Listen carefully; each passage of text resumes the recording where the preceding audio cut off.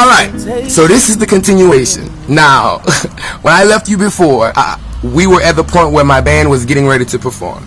All kind of stuff was going on. I had exchanged words with the people I needed to exchange words with. The band was getting ready to get up on stage, and I was preparing my mind to get up in front of these people, you know, with it on my mind that my sister was at home hurting, you know, hurting because the situation that went on that she didn't ask to be a part of, you know, and in my opinion wasn't her fault at all, you know, and she was at home hurting, and I'm preparing to go on in front of the very spirits that hurt her and proceed to entertain them, you know, with the gifts that God gave me for ministry.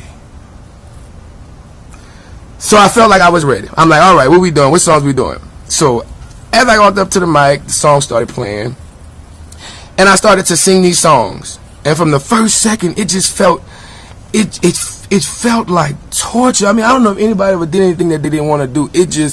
I was like, it just made me feel like if this is what business is, you know, which I know it is in some parts of it, if this is what business is, I don't want no part of it. I don't want to ever have to do something like this, just totally against, you know, it wasn't against my will because I did agree to it, but I felt like I had to, which I didn't. And you know, the thing about it is, the reason that I was venting so much, I found out I forgave the outside people, but I had not forgiven myself for performing at this party when my sister was at home hurting. That really, you know, and I'm still in the process of forgiving myself. But long story short, I'm up here at the microphone singing these songs that don't have nothing to do with God. You understand what I'm saying? Singing these songs and trying to get people to get up and dance, and looking in these people's face who allowed whatever the circumstance or whatever spirits that was, you know, they were driven by, because we war not with flesh and blood. Our battle, it's a spiritual warfare. It's a spiritual battle. Powers and principalities and rulers of darkness in high places, however it goes, that's who we battle with. So I already knew that I can't be mad at these people. I can't be mad at these people because for all I know, they very well may be puppets.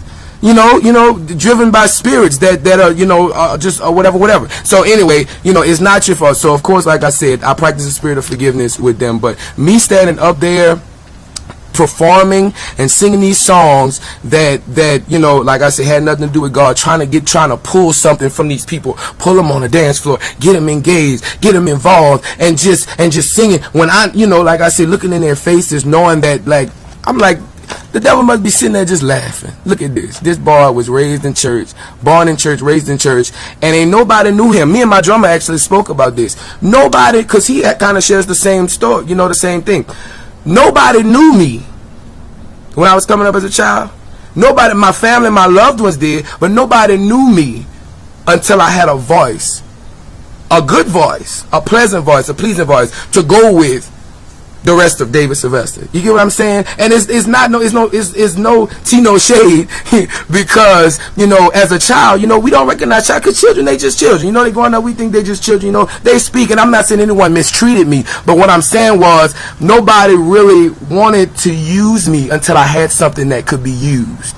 You get what I'm saying? Nobody really was studying by me until I had something, and God is sitting there telling me, you know, the whole time. So I'm the one who was there from the beginning, encouraging you to keep going in your gift, even when it didn't sound pleasing to carnal minds. It did not sound pleasing to people of this world, and some of them even told you to stop singing. Oh, that's not your gift. Oh, you sing too low. Oh, you sing through your nose. Oh, you do this, that, and the third, and X, Y, Z. But I stayed with you, son, pushing you, telling you to keep going, telling you to do your thing. And guess what? The moment you became pleasing to these carnal-minded people, they came for you.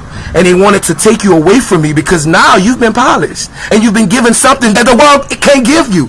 You've been given something that the world can't give you, and that's what we want to use, because we can't bring that about in nobody. The people that don't sound good, we don't want them. We want the people that you know, you get where I'm coming from. So if I had to put that in words, what I felt when I was up there singing, I feel like God's voice the entire time that we were performing, quote unquote, was telling me, child, why are you entertaining